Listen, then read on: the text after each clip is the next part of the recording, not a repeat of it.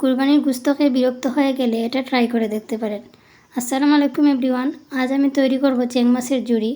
এখানে একটা পেঁয়াজ দিয়ে দিচ্ছি, হালকা একটু ভেজে নিচ্ছি।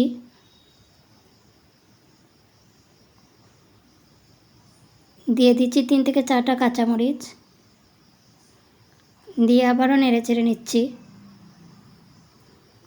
এখন দিয়ে দিচ্ছি ধনিয়ার গুঁড়ো, হলুদ গুঁড়ো, দিয়ে আবারও নেড়ে চেড়ে দেব।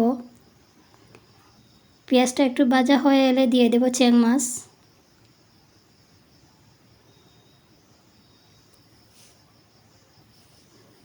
মাছটা দিয়ে আবারও নেড়ে চেড়ে দেব।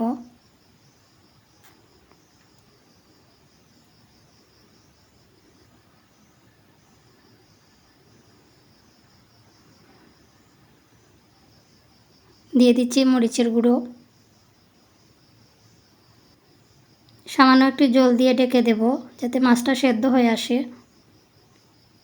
ঢাকনাটা সরিয়ে একটু ভেঙে দেব, তার আগে দিয়ে দেব একটু লবণ।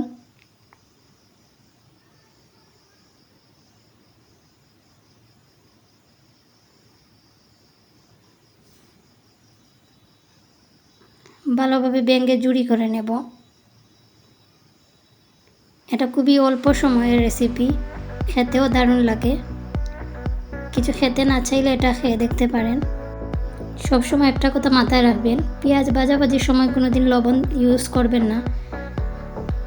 ইউজ করলে লবণটা পেঁয়াজের মধ্যেই লেগে যায়, তখন খাওয়ার সময় লবণটা খুবই বেশি মনে হয়।